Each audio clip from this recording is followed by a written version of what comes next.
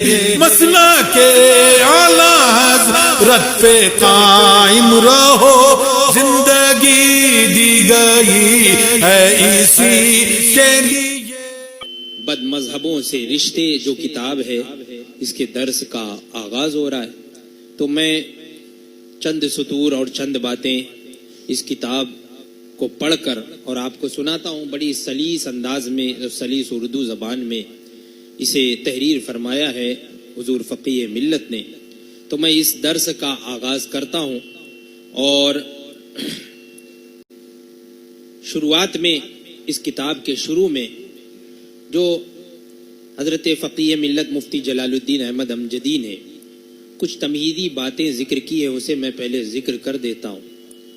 فرماتے ہیں کہ آج کل بہت سے گمراہ اور بد مذہب اہل سنت و جماعت سے میل جول کر کے ان کے ہاں شادی بیاہ کرنے کی زیادہ سے زیادہ کوشش کرتے ہیں تاکہ ان کو آسانی کے ساتھ اپنا ہم عقیدہ بنا سکے، اپنے عقیدے میں انہیں لا سکیں، اور عوام اہل سنت اپنی بے وقوفی سے ان کے ہاں رشتہ کر لیتے ہیں، اور اس طرح تھوڑے ہی دنوں میں وہ گمراہ و بد مذہب ہو کر اللہ و رسول اور صحابہ و بزرگان دین کی بارگاہ کے گستاخ و بے ادب ہو جاتے ہیں۔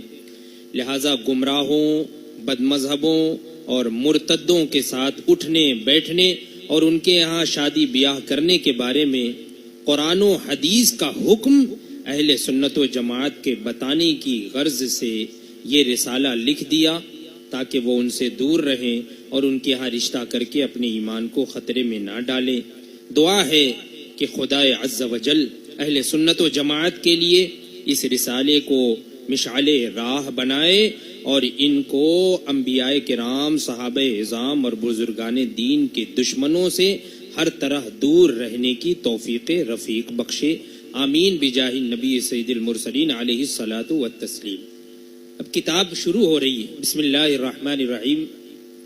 فرماتے ہیں مسلمان اور کافر کی قسمیں سب سے شروع میں بیان فرما رہے ہیں۔ فرماتے ہیں لک الحمد یا اللہ والصلاۃ والسلام علیک یا رسول اللہ۔ انسان کی دو قسمیں ہیں۔ انسان دو طرح کے ہوتے ہیں، ایک کافر اور ایک مسلمان۔ انسان کی دو قسمیں ہیں، مسلمان اور کافر۔ پھر کافر کی بھی دو قسمیں ہیں، ایک کافر اصلی کافر اور ایک کافر مرتد۔ ایک تو کافر اصلی ہوتا ہے، یعنی جو شروع سے ہی پیدائشی طور پر اپنے باپ دادا کے دین پر ہوتا ہے، اسی پر پیدا ہوا اور پھر اسی طریقے سے جو ہے وہ اسی دین کو اپنا لیا، اسی پر چلتا رہا، یہ ہے کافر اصلی۔ جتنے بھی کفار ہیں، مشرکین ہیں، یہ سب یہ کافر اصلی میں آتے ہیں، یعنی شروع سے ہی پیدائشی طور پر ہی وہ کافر اصلی۔ اور دوسری قسم ہے کافر مرتد۔ تو فرماتے ہیں کافر اصلی وہ کافر ہے شروع ہی سے جو کلمہ اسلام کو نہ مانتا ہو، جیسے کہ دہریہ، مجوسی، مشرک، یہود و نصارہ وغیرہ، یہ سب یہ کافر اصلی ہے۔ اور کافر مرتد، تو کافر مرتد کی بھی دو قسمیں ہیں۔ کافر مرتد کی بھی دو قسمیں ہیں، ایک ہے مرتد مجاہر اور ایک ہے مرتد منافق۔ مجاہر کا مطلب ہوتا ہے کھلا ہوا، ظاہری طور پر۔ ایک تو ظاہری مرتد ہے۔ ظاہری مرتد یعنی پہلے تو مسلمان تھا اور پھر اس کے بعد جو ہے بالکل ظاہری طور پر اس نے جو ہے وہ اسلام کے خلاف بولنا شروع کر دیا اور اسلام کے خلاف دوسرا مذہب اختیار کر لیا، یہ ہے مرتد مجاہر۔ اور ایک ہے مرتد منافق۔ مرتد منافق یعنی جو ظاہری طور پر تو کلمہ وغیرہ پڑھ رہا ہو لیکن حقیقت میں وہ مرتد ہو، یعنی اسلام سے خارج ہو گیا اپنے کسی ضروریات دین کے انکار کی وجہ سے، کسی چیز کی کمی کی وجہ سے۔ تو فرماتے ہیں مرتد مجاہر وہ کافر ہے کہ جو پہلے مسلمان تھا، پھر کھلم کھلا اسلام سے پھر گیا اور کلمہ لا الہ الا اللہ کا انکار کر کے دہریہ یا مشرک مجوسی یا کتابی وغیرہ کچھ بھی ہو گیا تو یہ ہے مرتد مجاہر. اور مرتد منافق وہ کافر جو کلمہ لا الہ الا اللہ اب بھی پڑھتا ہے, اپنے آپ کو مسلمان ہی کہتا ہے, مگر خداوند قدوس اور حضور سید عالم صلی اللہ تعالی علیہ وآلہ وسلم یا کسی نبی کی توہین کرتا ہے یا دیگر ضروریات دین میں سے کسی بات کا انکار کرتا ہے. یعنی دین میں جو ضروریات ہیں, جو ضروری باتیں ہیں, یعنی جن پر ایمان لانا ضروری ہے, اسے ضروریات دین کہا جاتا ہے. تو ان میں سے کسی کا انکار کرتا ہے تو وہ ہے مرتد منافق. اور کافروں میں سب سے برا یہی مرتد منافق ہے, سب سے برا. کیوں؟ اس لیے کہ یہ سب تو ظاہری طور پر ہے, بالکل ظاہر ہے, بالکل کھلے ہوئے ہیں. لیکن مرتد منافق یعنی اپنے آپ کو مسلمان بھی کہہ رہا ہے, حقیقت میں وہ مرتد ہے. تو مرتد منافق یہی سب سے برا ہے کہ مسلمان بن کر اور کفر سکھا رہا ہے. مسلمان بنا ہوا ہے, مسلمان کے نام پر مسلمان بن کر اور کفر سکھاتا ہے, اور اللہ و رسول جل جلالہ و صلی اللہ تعالی علیہ وسلم کو گالیاں دیتا ہے, العیاذ باللہ تعالی. اور یہ تو ہو گئی کافروں کی قسمیں. مسلمان کی بھی دو قسمیں. ایک تو ہے صحیح مسلمان اور گمراہ, دوسرا ہے گمراہ. ایک بالکل صحیح العقیدہ مسلمان, اور دوسرا ہے مسلمان جسے گمراہ کہا جاتا ہے. یہ مسلمان کی دو قسمیں. صحیح مسلمان وہ ہے جو کہ ضروریات دین کو تسلیم کرنے کے ساتھ تمام ضروریات اہل سنت کو بھی مانتا ہو. یعنی دین میں جن پر ایمان لانا ضروری ہے اس پر تو ایمان لاتا ہی ہے, اس کے ساتھ ہی ساتھ اہل سنت و جماعت میں بھی جو ضروریات ہیں, جو ضروری چیزیں ہیں, ان کو بھی مانتا ہے. جیسے کہ نیاز, فاتحہ, عرس, چہلم وغیرہ, اور دوسری چیزیں وسیلہ, یہ سب چیزیں. تو اہل سنت و جماعت کی ضروریات کو بھی مانتا ہے. تو وہ تو صحیح مسلمان. اور دوسرا ہے گمراہ مسلمان. گمراہ مسلمان وہ بد مذہب ہے جو ضروریات اہل سنت میں سے کسی بات کا انکار تو کرتا ہو مگر اس کی بد مذہبی حد کفر کو نہ پہنچی. یعنی کفر تک اس کی بد مذہبی نہیں پہنچی ہے, وہ اہل سنت و جماعت کے کسی ضروریات کا انکار کرتا ہے لیکن اس کی بد مذہبی حد کفر کو نہیں پہنچی ہے, تو وہ بھی بد مذہب ہے, وہ بھی گمراہ ہے. سمجھ میں آئی بات؟ تو مسلمان ہی کی قسم میں سے گمراہ ہے, یہ یاد رکھیے گا. گمراہ جو ہے, گمراہ یہ مسلمان کی قسم میں سے ایک صحیح مسلمان, صحیح سنی, صحیح العقیدہ مسلمان, اور دوسرا ہے گمراہ مسلمان. یعنی جس کی بد مذہبی, جس کی گمراہی حد کفر کو نہ پہنچی ہو تو مسلمان ہی کی وہ قسم ہے, اور جس کی بد مذہبی حد کفر کو پہنچ گئی تو اب وہ گمراہ نہیں رہا بلکہ اب وہ کافر ہو گیا.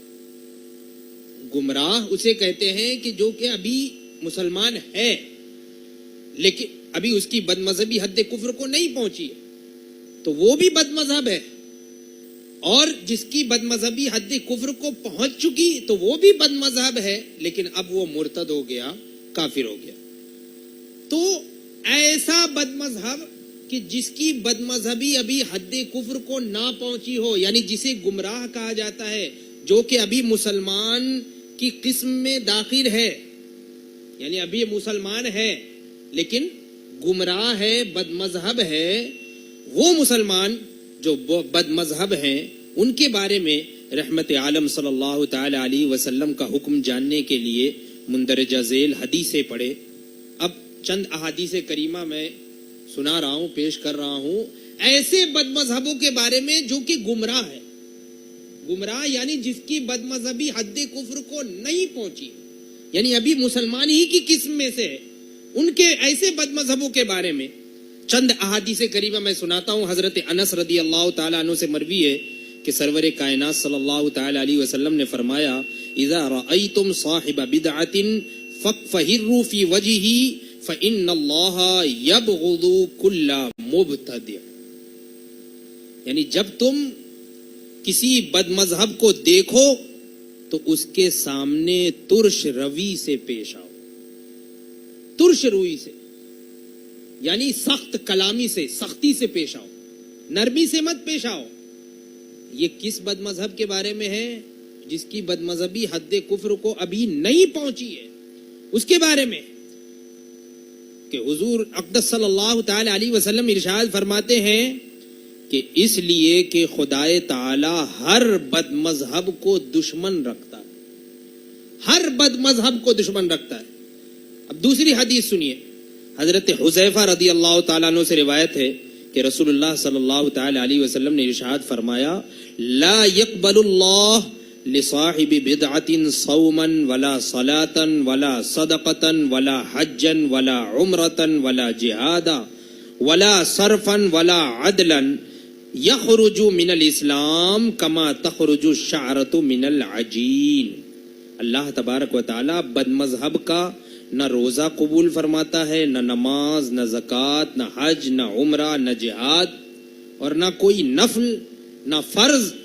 بد مذہب دین سے ایسا نکل جاتا ہے جیسے کہ گوندے ہوئے آٹے سے بال نکل جاتا ہے، یہ حضور فرماتے۔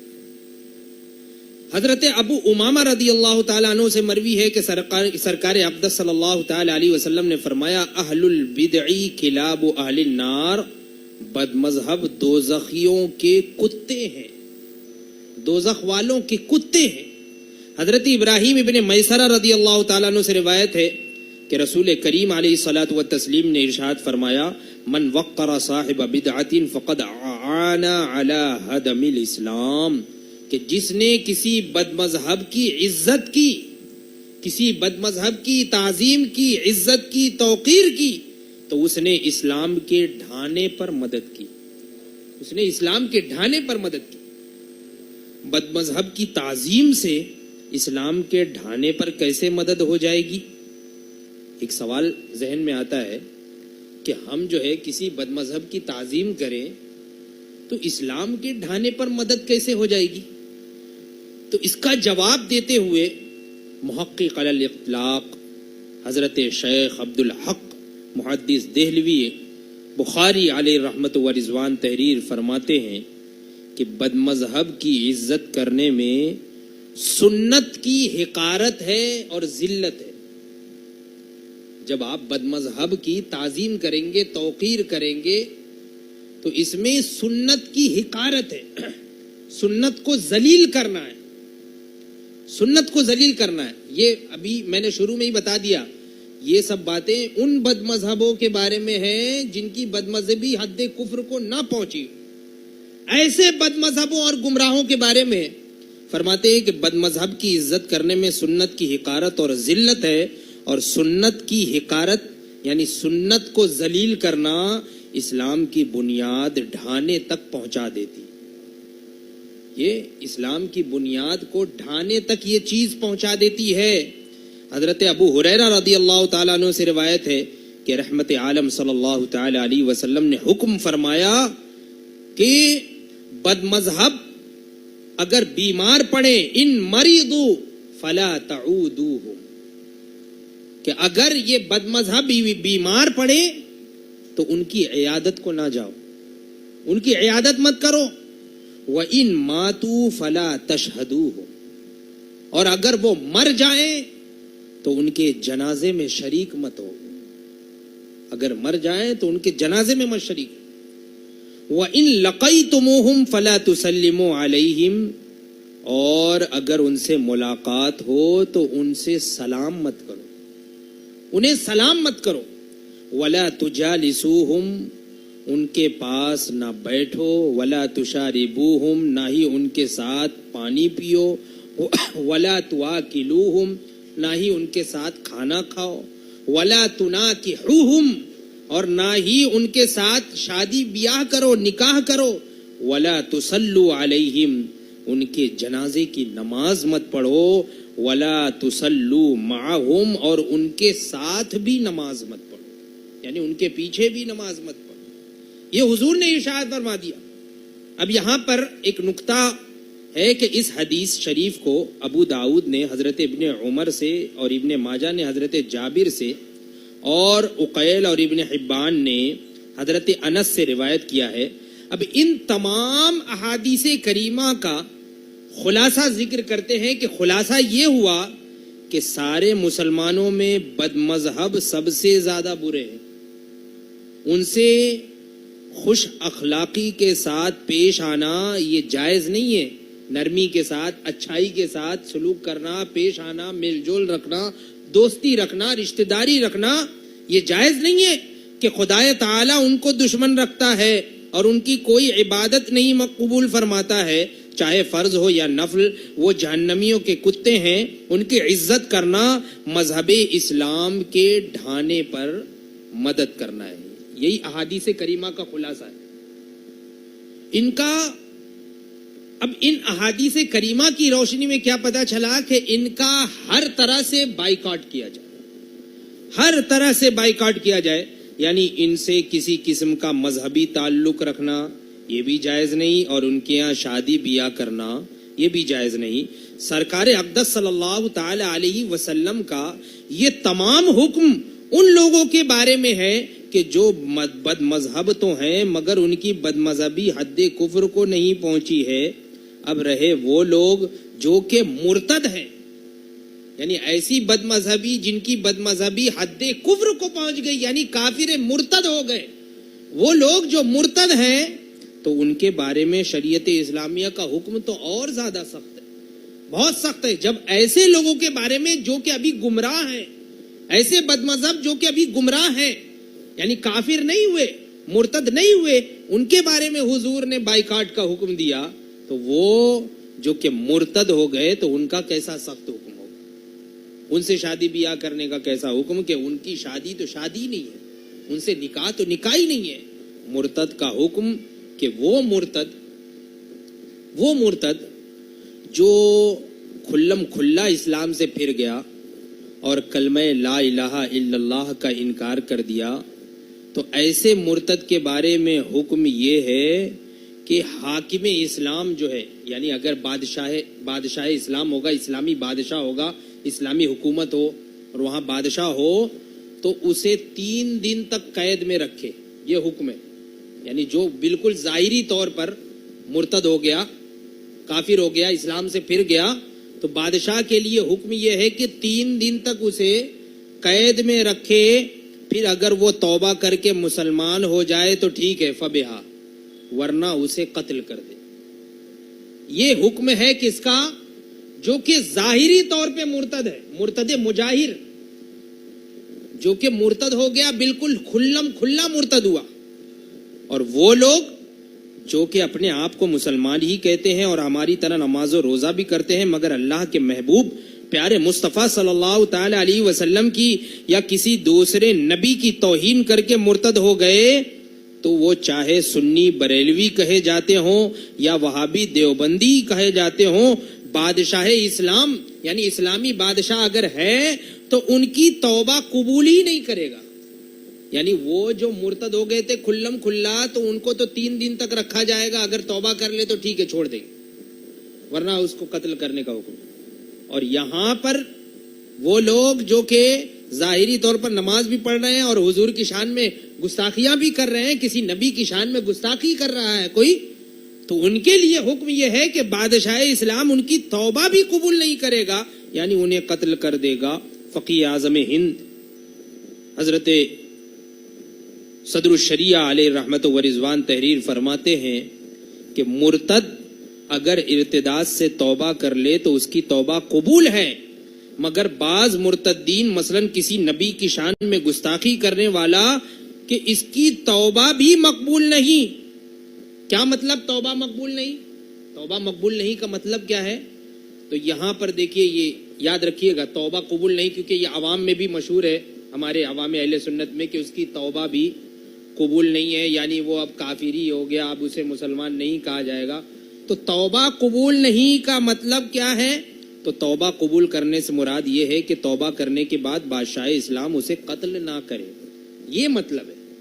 یعنی اس کی توبہ بھی قبول نہیں کا مطلب یہ ہے کہ اگر وہ توبہ بھی کر لے تب بھی بادشاہ اسلام اس کو قتل کرنے کا حکم دے گا. یہ مطلب ہے کہ توبہ اس کی قبول نہیں. یعنی بادشاہ کے حق میں توبہ قبول نہیں. ہاں اگر دل سے اس نے توبہ کیا ہے تو اللہ تبارک و تعالی جو ہے وہ معاف فرمانے والا ہے. اگر وہ چاہے گا تو معاف فرما دے گا. لیکن ظاہری طور پر حکم یہی ہوگا کہ اگر بادشاہ اسلام ہے اور اس کے سامنے اگر ایسا مرتد آیا اور اس نے توبہ بھی کی, جب بھی اس کی توبہ قبول نہیں, کیا مطلب؟ یعنی بادشاہ اسلام اسے قتل کرنے کا ہی حکم دے گا. لیکن فرماتے ہیں نبی کے گستاخ کو قتل کرنا چونکہ بادشاہ اسلام کا کام ہے, یعنی اسلامی حکومت ہو, بادشاہ ہو, تو اس کا کام ہے نا قتل کرنا, ہمارا کام نہیں ہے. یہ یاد رکھیے گا, یہ ہمارا کام نہیں ہے, بادشاہ اسلام کا کام ہے اسے قتل کرنا. اور یہ ہمارے یہاں ممکن نہیں. تو اب موجودہ صورت میں مسلمانوں پہ کیا لازم ہے؟ ایسا شخص کہ جو واجب القتل ہو, یعنی بادشاہ اسلام پر واجب ہے کہ اسے قتل کر دے, تو وہ اگر ہمارے سامنے آئے جائے تو مسلمانوں پر یہ لازم ہے کہ ایسے لوگوں کا مذہبی بائیکاٹ کریں, ان کا ذبیحہ نہ کھائیں, ان کے ہاں شادی بیاہ نہ کریں, ان کی نماز جنازہ نہ پڑھیں, اور نہ مسلمانوں کے قبرستان میں انہیں دفن ہونے دیں. یہ ہمارا فریضہ بنتا ہے. جتنا ہو سکے ہم بائیکاٹ کرنے کی کوشش کریں. تو یہ کچھ باتیں میں نے اس کتاب سے ذکر کر دی. انشاءاللہ تبارک و تعالی آئندہ پھر اسی درس کو آگے بڑھایا جائے گا. اللہ تبارک و تعالی ہم تمام لوگوں کے عقیدے اور ایمان کی حفاظت فرمائے. مسلک حق, مسلک اہل سنت, جسے پہچان کے لیے زمانے میں مسلک اعلی حضرت کہتے ہیں, اسی مسلک پر مضبوطی سے قائم رکھے اور اسی پر ہمیں موت نصیب فرمائے. وآخر دعوانا ان الحمد للہ رب العالمین. السلام علیکم.